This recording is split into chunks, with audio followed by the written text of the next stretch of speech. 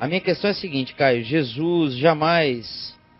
primeiro ele fala, eu sou fotógrafo, jornalista, já presenciei cenas terríveis. Né? A minha questão é a seguinte, Jesus jamais cogitou coisa alguma sobre homossexuais. Inclusive sempre esteve em meios e com mulheres e prostitutas, né? Você disse também. Caio, o que eu gostaria de entender é que quando a Bíblia relata sobre casais do mesmo sexo, me perdoe, mas vem de homens comentando com Paulo, ou seja, homem igual a nós, sujeito a todos os erros. Um detalhe, 50% das mensagens de Paulo, ele mesmo relata que algumas situações de opiniões dele não vêm do Senhor, e sim como opinião própria. Meu amigo, se você puder esclarecer isso para mim, fico já grato. esclareci um bilhão de vezes, mas vou assim, rapidinho mesmo, cansada mesmo, porque eu já falei demais sobre esse assunto. Tem 3 grandes expressões, classificações toscas da situação da homossexualidade no Novo Testamento. Tem os que nasceram homossexuais, a semelhança do fato que Jesus diz que há os que nasceram eunucos, ou seja, nasceram sem a pulsão sexual heterossexual, ou nasceram sem um membro masculino, ou nasceram hermafroditas, que tinha o eunuco que tinha membro, tinha tudo, mas era assexuado. Sim. Outros tinham apenas grandes reações e distúrbios hormonais. Tinham membro, mas também tinham seio, tinham outras coisas. Eram anomalias, eram genéticas, eram hormonais. Nasciam eunucos. Assim como alguns nascem com outros tipos de anomalia. Não dá para eu chamar a condição homossexual de outra coisa a não ser de anomalia, me desculpem. Porque não foi assim desde o princípio. No princípio Deus criou macho e fêmea. Então é anômalo não ser macho e não ser fêmea. Uma anomalia. Como é anômalo nascer cego de nascença. Como é anômalo 1 bilhão de outras coisas. Existem anomalias. Passaram a surgir cardos e abrolhos. Passaram a surgir disfunções naturais crescentes na natureza, diz o livro de Gênesis. Então, voltando aqui a ele. A primeira situação do Novo Testamento é esse, que nasceu eunuco ou gay, nasceu cego de nascença, nasceu algo, nasceu. Segunda situação, em relação à condição homossexual, são aqueles que os homens tornaram, como no caso dos eunucos, que é uma ilustração. Como no caso dos eunucos, eu não estou dizendo que gay é eunuco é gay, eu estou dizendo que é como no. São semelhantes demais as situações para não ser uma referência importante para essa discussão. Jesus disse a alguns que os homens fazem eunuco. Quem foram esses? Foram castrados, pequenininhos, eram escravos, foram castrados, foram cevados, foram engordados, foram anomalizados por intervenção tirânica de terceiros. Assim como a gente é o que eu chamo no caso dos gays de trauma-gateizado. Que é o cara que desde pequenininho foi abusado, usado, não teve outra vida a não ser de abuso.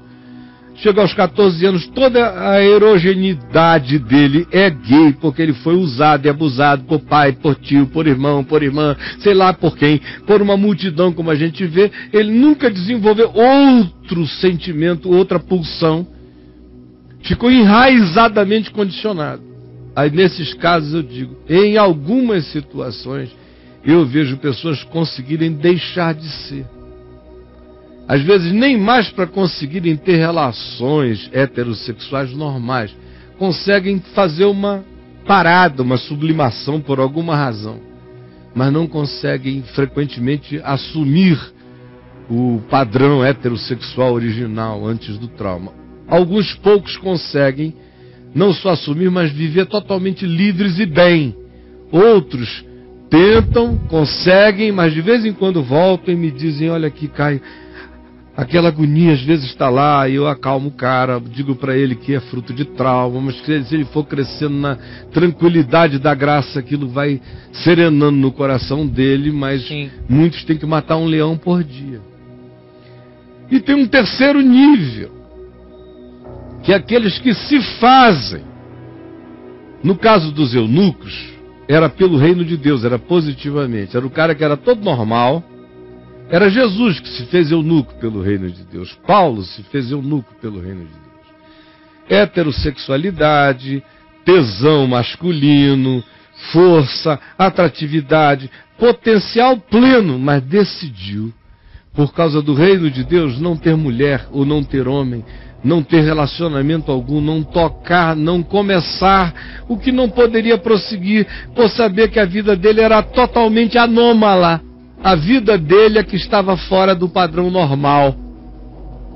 Jesus, nesse sentido, é o homem dos homens, mas por ser o homem dos homens, ele não pode ser homem de lugar nenhum, nem de casa nenhuma, nem de mulher nenhuma, nem de irmão nenhum, nem de mãe nenhuma, nem de ninguém para poder ser de todos. Isso é uma anomalia. Sim. Que acontece com alguns que também se sentem tão chamados porque são chamados, que se dedicam exclusivamente, nesse caso é por amor ao reino de Deus, há alguns que se fazem eunucos, que é o que a Igreja Católica gostaria de que acontecesse por decreto, e não acontece. Quer fazer de todo padre um eunuco, mas por decreto papal não funciona. Tem que ser por chamado do Espírito Santo. Do contrário, é pecado, diz Paulo, escrevendo aos Tessalonicenses, é pecado proibir o casamento, é uma heresia contra a natureza também proibir o casamento, o celibato obrigatório. Então, do ponto de vista da homossexualidade, existem nesse terceiro grupo, é onde surgem os gaysistas. Primeiro caso, o cara nasceu, é uma condição. No segundo caso, é um trauma.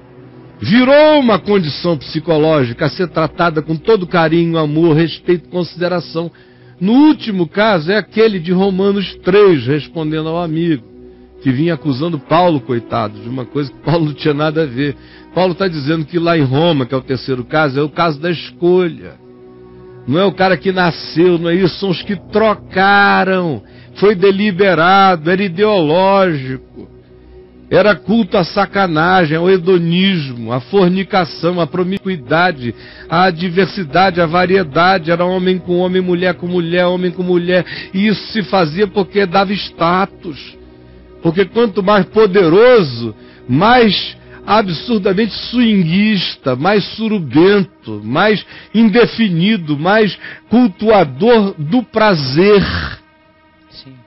E ali Romanos 1 está descrevendo isto. Esta idolatria, este culto ao homem pelo homem, ao prazer do homem pelo homem.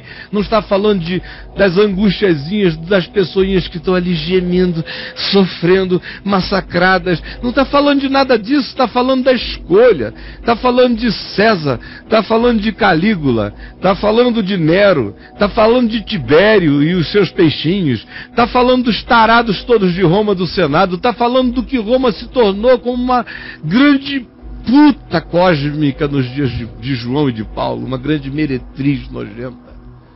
É disso que ele está falando.